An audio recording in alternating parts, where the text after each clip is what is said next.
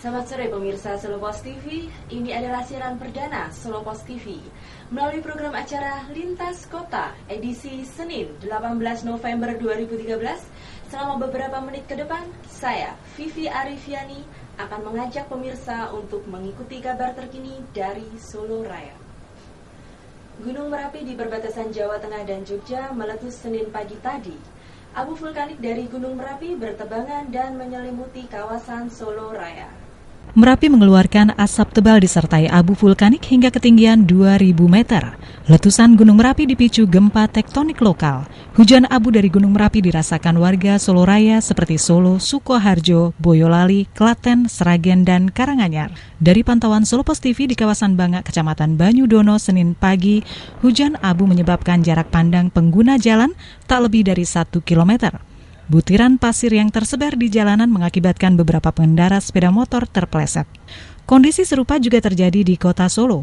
Mobil-mobil dinas Pemkot Solo yang diparkir di balai kota juga ikut terkena dampak hujan abu.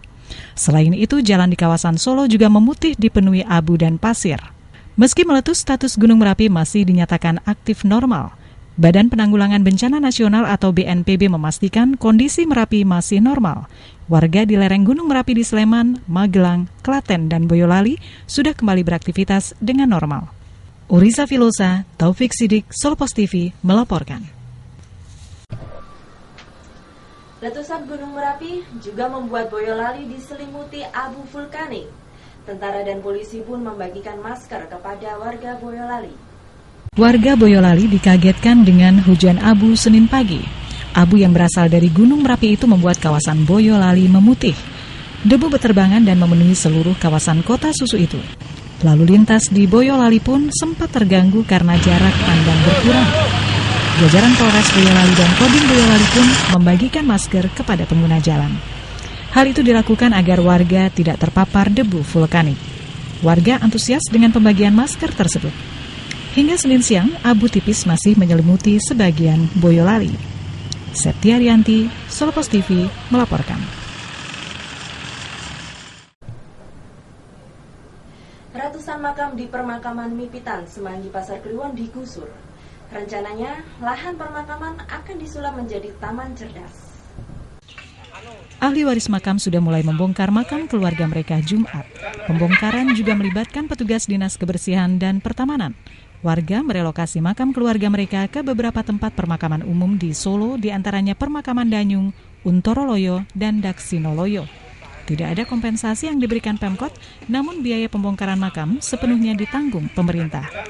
Ahli waris tinggal mengawasi pembongkaran hingga pemindahan makam. Loyo, Danyung. Ada berapa keluarga Pak? Tiga kerangka. Kok memilih hari ini Pak untuk memindahkan itu? Nah, informasi kan hari ini mau dipindah. Proses pembongkaran makam masih terkendala sedikitnya ahli waris makam. Dari sekitar 600 makam di kawasan itu, mayoritas belum diketahui ahli warisnya. Tanpa ahli waris, relokasi makam tetap akan dilakukan. Pemkot berencana menyulap kawasan itu menjadi taman cerdas. Pembangunan taman cerdas dimaksudkan untuk mendukung Solo kota layak anak. Sekitar 30-an hari lah.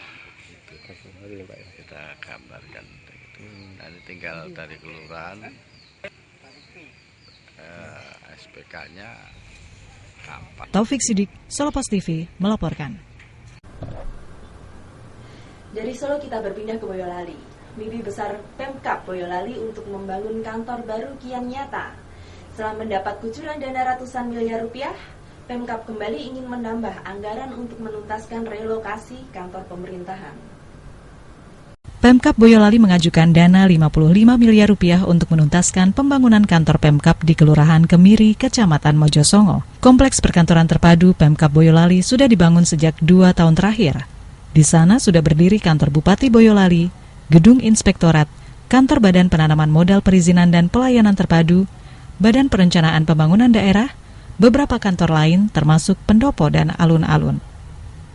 Kantor lain yang pada tahap pembangunan adalah Sekretariat Dewan, Kantor Dinas Pendidikan, Pemuda dan Olahraga, dan beberapa kantor lain. Bupati Boyolali Seno Samodro menyatakan Pemkab juga membangun 5 tempat ibadah di kompleks itu, yaitu masjid, gereja Kristen, gereja Katolik, pura, dan vihara. Satlantas Polresta Solo melakukan terobosan dengan menggelar ujian SIM di sekolah. Belasan pelajar dari SMA Negeri 4 Solo antusias mengikuti ujian SIM tersebut. 27 pelajar SMA 4 Solo mengikuti ujian surat izin mengemudi SIM di sekolah setempat Kamis siang. Kegiatan itu merupakan kerjasama SMA 4 dengan Satlantas Polresta Solo. Kegiatan itu digelar di sekolah agar peserta nyaman mengikuti ujian. Polisi berharap peserta lulus dan mendapatkan SIM C maupun SIM A sesuai harapan mereka. Pertama, peserta ujian diharuskan menyelesaikan ujian teori di ruangan menggunakan perlengkapan komputerisasi. Selanjutnya, mereka diharuskan menaklukkan 3 lintasan yang telah dibuat polisi sebelumnya, yakni lintasan zigzag, bentuk angka 8, dan letter U. Karena nggak ada waktu buat itu mas, kan biasanya kalau SIM kan pagi lah, sedangkan aku kelas 12, jadi sayang juga waktunya kalau terbuang buat tes SIM harus izin ke sekolah. Ujian SIM di sekolah merupakan tindak lanjut MOU dan MOA antara Satlantas Polresta Solo dengan pemerintah Kota Solo yang dibuat Mei lalu. Merespons kerjasama tersebut, Satlantas mencanangkan program Audiovisual Integrated System atau AVIS Goes to School. Salah satu bentuk kegiatan tersebut adalah menggelar ujian SIM di sekolah sesuai permintaan. Dinas Pendidikan Pemuda dan Olahraga serta Kominfo, di mana salah satu poinnya tentang memberikan pelatihan dan pelajaran etika dan tertib berlalu lintas. Maka hari ini kami melaksanakan ujian SIM di sekolah, di mana sebelum diadakan ujian, bila siswa belum siap kami memberikan pelatihan atau tryout terlebih dahulu baik teori maupun praktek SIM-nya. Pelatihan baik secara teorinya maupun prakteknya, sehingga dia siap melaksanakan ujian. Karena memang pelajaran atau etika tertib dan disiplin berlalu lintas tidak diajarkan di sekolah, sehingga begitu ujian anak ini betul-betul siap. Dan bila sudah lulus, anak tersebut tinggal kami fasilitasi untuk pembuatan SIM-nya. Kecelakaan lalu lintas kembali terjadi di Solo. Beberapa waktu lalu, sebuah truk terguling di Jebres. Tidak ada korban jiwa dalam kecelakaan tersebut. Truk bermuatan tembakau seberat 11 ton terguling di Jalan Insinyur Sutami, tepatnya di depan gerbang kampus Universitas 11 Maret Solo, Rabu. Kecelakaan lalu lintas tersebut mengakibatkan arus lalu lintas sempat tersendat. Kecelakaan bermula ketika truk yang dikemudikan Ari Widianto warga Wonogiri itu melaju dari timur. Sesampainya di pertigaan bertraffic light depan gerbang kampus UNS, tiba-tiba oleng ke kiri hingga akhirnya terguling. Tadi kan korban pakai suprek lama itu loh mas. Itu kan mau masuk kuliah kelihatannya. Kecelakaan itu terjadi diduga karena supir kaget setelah melihat motor di depannya mendadak berhenti. Motor sama truk ini beriringan, kemudian yang sepeda motor mau belok kanan, itu tahu traffic light nyala merah, akhirnya motor berhenti.